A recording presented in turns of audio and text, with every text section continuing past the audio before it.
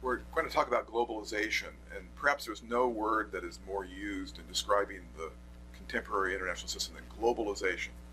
What is it? What are its effects? That's what we want to talk about, globalization.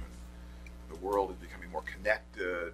People are moving around in ideas and trade, investment. What does it mean, and what are its impacts on world politics? That's our question. And Joe, do you want to give us your take on this? Let's start with... And I want you to really come to, what is your view? What is the bottom line? Is it good or bad? Right. Which one? No, seriously, which one? What's the bottom line? Mixed. Mixed bad or mixed good?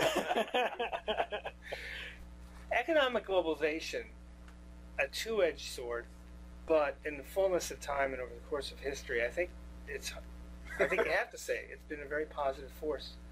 Since and to stop right there. What is your view? Well, look, if you think about something like globalization, the view is, where do you sit? Right? I mean, it's very easy to sit comfortably in an advanced industrial state, in the upper echelons of income levels, and say globalization is a great thing for the world. So it's mixed and negative for a lot of people. It's negative for a lot of people. So it's not transforming, making us a better world. Not necessarily. Well, depends on whose world it is.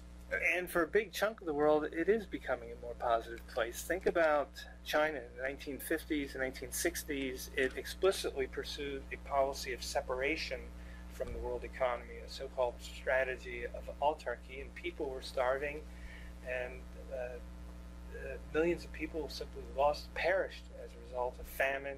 So what does globalization mean to China? Is it that they are trading and investing and things are flowing in and flowing out, and that is creating growth and a rising middle class? Yes. So globalization is just participation in the world economy. Yes, globalization in terms of its economic side is... But isn't China actively trying to manipulate the internet and make sure that ideas don't flow in? Well, before we look at some of the aspects of globalization in which China clearly is not participating in a way that one would see, for example, in Sweden. Let's first talk about economic globalization. And give us three things that are good about it. Probably 300 million Chinese have escaped abject poverty as a result of economic globalization. That's one thing. That's a big thing. What's two? Number two, Korea was thought to be a country that might not have a future. There was the World Bank, and now they do, and not just a future, but helping to craft their own future. Right. They are beginning to develop. They are well underway in terms of developing. So yet another success story because of globalization. Number three.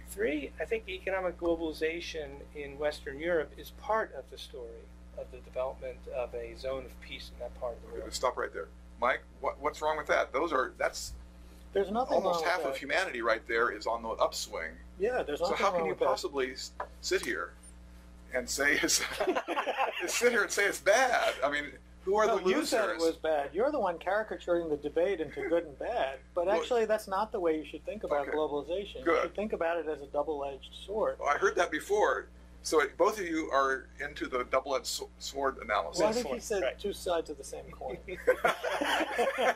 Well, isn't that just two sides of the same coin? Whether you talk about... Isn't that true of so many aspects of international life? A given force can have positive elements and negative elements. But explore this a little further. Think about growth versus distribution here. In growth terms, this makes a lot of sense. Globalization is a great thing because the way it's pulled people out of poverty is by essentially growing economies in the aggregate. The problem with globalization is a lot of people get left behind. So, well, you've got to tell me whether we should actively cultivate it today or whether we should start constraining and restricting globalization. Who's we? Whoever you want we to be. Well, I think part of the problem is that when we think about these things, we think about it from the perspective of a rich, powerful country that thinks the world has to be a certain way. But I thought we were thinking about in most of our conversations about China and Korea, yes, Europe, but it's not just the West that's benefiting. Well, there's growth. It's going crazy in Asia. China is benefiting, but there are many people in China not benefiting. There's 1.3 billion people in the country. It's great that 300 million of them are now out of poverty. The problem with globalization, and look at your own country, right? There are lots of people who feel like the life chances I have are less than the life chances of the generation before me. Why is that? And just to put the other side of the coin, or the sword, whichever it might be. In China, with the kind of growth, unrestricted growth, without paying due diligence attention to environmental issues, for example, you're exactly right, Mike.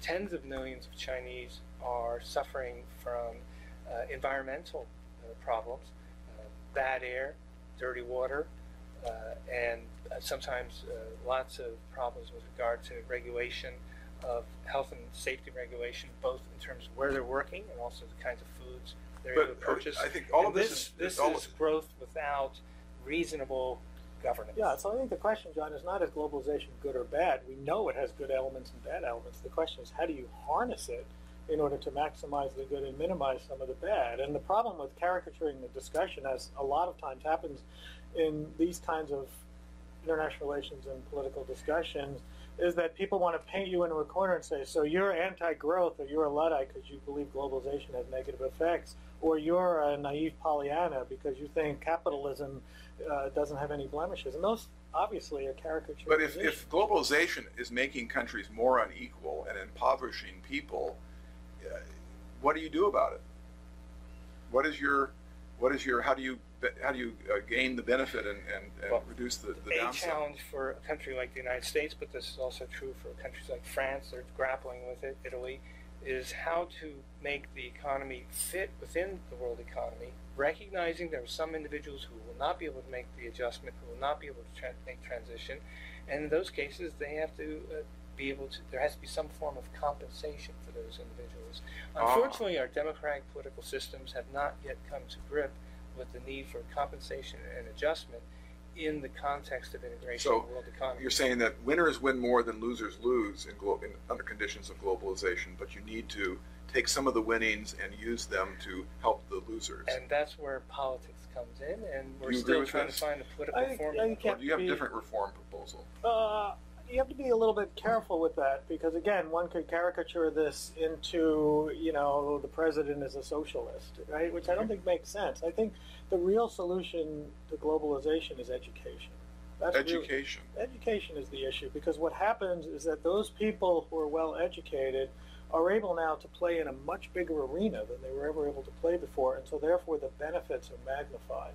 And the people who in the past, with minimal education, could still be, quote, middle class, very hard for that to happen. Education today. As in schooling, that is to say, providing people in less advantaged societies access to skill development. It's not just kind of school, but skill development, so that one in a modern economy has a way to do what in the past you used to be able to just jump right out of high school, go into the factory, and have a very decent middle class living. Well, if those factories aren't there anymore, the solution has to be what kind of skills do people need one other aspect of the globalization debate is whether globalization has political and one might even say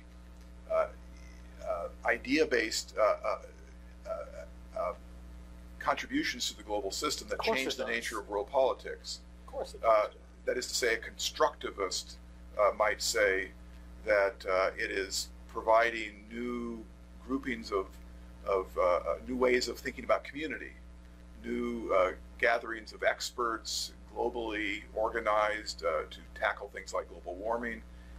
Could either of you talk a little bit about the political effects of globalization defined as the spread of ideas and the greater ease of communication and travel on world politics? Well, it works both ways. The spread of ideas and I think constructivists say two interesting things. First, the fact that we have a more open world economy today reflects a consensus, an intellectual consensus that you've written about that emerged in the 1940s concerning the establishment of free trade and free monetary relations in the Bretton Woods system, and that this reflected some intersubjective or interpersonal agreement among major powers leaders. In terms of consequences, it's possible that there is hope, for example, that the integration of China, for example, through educational ties, will have the effect of changing elite thinking among Chinese as to Mike, what do you think about that? Is that an impact on the way people think about their own governments and maybe even a growing convergence across the global system on what's good, what's bad, what kind of governments to have, the terms of legitimacy of political systems? I think that's a hope, but I think like everything else in this kind of debate, it's, a good thing can be taken too far. Globalization could be homogenization, cultural homogenization. That's not necessarily a good thing. And I think a lot of the resistance you see in the world today is a resistance to what is seen as somebody else's modernity being pushed down somebody else's throat. Right? And so, can you give me an example of that?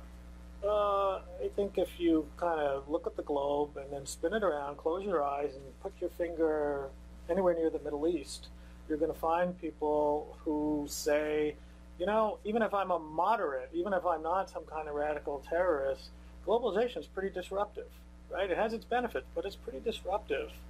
And we have to figure out how to adjust and manage to those kinds of disruptions, whether you're a French farmer, or someone, sitting in a traditional Islamic society. There's all kinds of... you're arguing... Or sitting in the middle of the United States feeling like, what happened to my America?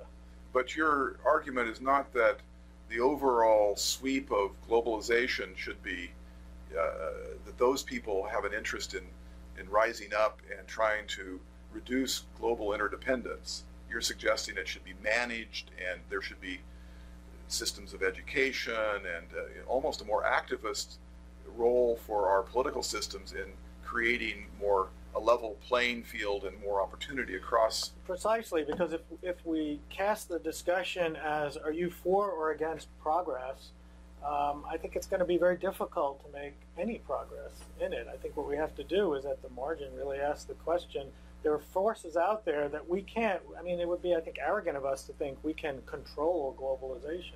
Just one last question. Right? Are either of you saying that globalization, whether there are harms that are done, and both of you think there are, is it changing world politics in not just about ideas, but now the nature of the nation state? Just, we're going to end now, but I wanted to leave it on a question that's more speculative.